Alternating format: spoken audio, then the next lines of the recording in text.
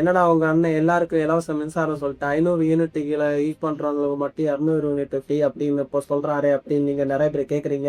நிறைய பேர் வந்து கடிக்கிறீங்க. எதிர்கட்சியா இருந்து உங்க கடி நியாயமானதுதான். ஆனா அதுக்கு நான் பதில் சொல்லணும்ல. விஜய் எங்கேயுமே வந்து அனைவருக்கும் மின்சாரம் இலவசம்னு சொல்லவே இல்லை. தேர்தல் அறிக்கையில கூட தகுதியுள்ள வீடுகளுக்கு 200 யூனிட் கட்டணம் இல்லா மின்சாரம் அப்படின்னு தான் தேர்தல் அறிக்கையில இருக்கு. உங்களை மாதிரி தேர்தல் அறிக்கையில அனைத்து மகளிருக்கும் மாதம் 1000 ரூபாய்னு சொல்லிட்டு 2.5 வருஷம் கழிச்சுட்டு தகுதி வாய்ந்த மகளிருக்கு மட்டும் 1000 ரூபாய்னு மாத்தினீங்கல்ல அப்படின்னு சொல்லி எதிர்கட்சி கடிக்கும் எங்களுக்கு தெரியும். ஆனா அதை பத்தி நான் இங்க பேச வரல. ஃபர்ஸ்ட் இந்த 200 யூனிட் ஃப்ரீ யார் யாருக்குன்னு ஃபர்ஸ்ட் பார்ப்போம். போன கவர்மெண்ட்ல வந்து எவ்வளவு கரண்ட் யூஸ் பண்ணாலும் 100 யூனிட் வரைக்கும் ஃப்ரீ. 100 யூனிட்டுக்கு மேல போனா நம்ம காசு கட்டணும். அப்ப கூட நீங்க 500 யூனிட் யூஸ் பண்ணிருப்பீங்களா? யூஸ் பண்ணிருக்க மாட்டீங்க. இப்போ வந்து 500 யூனிட்டுக்கு கீழே யூஸ் பண்ணா உங்களுக்கு 200 யூனிட் ஃப்ரீயா கொடுப்பாரு. அப்ப இதுல இருந்து என்ன புரியுது? போன கவர்மெண்டோட இந்த கவர்மெண்ட்ல வந்து 100 யூனிட் எக்ஸ்ட்ராவா ஃப்ரீயா கொடுக்குறாங்க. இதுல இருந்து என்ன புரிஞ்சுக்கணும்? அடிப்படை தேவைக்காக யூஸ் பண்ற மின்சாரம் மட்டுமே உங்களுக்கு ஃப்ரீயா கொடுக்கப்படும். ஆடம்பர வாழ்க்கைக்காக நீங்க யூஸ் பண்ற மின்சாரம் வந்து ஃப்ரீயா தரப்படாது. போன கவர்மெண்ட் நீங்க 100 யூனிட்டுக்கு மேல செலவு பண்ண ஒவ்வொரு யூனிட்டுக்கு வந்து காசு வாங்குறாங்க தான். இந்த கவர்மெண்ட் வந்து 200 யூனிட்டுக்கு மேல வாங்க போறாங்க. அவ்வளவுதான் டிஃபரன்ஸ். இந்த குருட்டு கடிக்கிறது முரட்டு கடிக்கிறதெல்லாம் நம்ம கிட்ட ஆனா எப்படி பார்த்தாலும் நீங்க கொடுத்த 100 யூனிட்டை விட நாங்க 100 யூனிட் எக்ஸ்ட்ராவே ஃப்ரீயா கொடுக்குறோம். சோ போன கவர்மெண்ட்ல 2 மாசத்துக்கு 100 யூனிட் ஃப்ரீயா யூஸ் பண்ணீங்க. அதுக்கு மேல போனா நீங்க காசு கட்டிட்டு இருந்தீங்க. இந்த வாட்டி 2 மாசத்துக்கு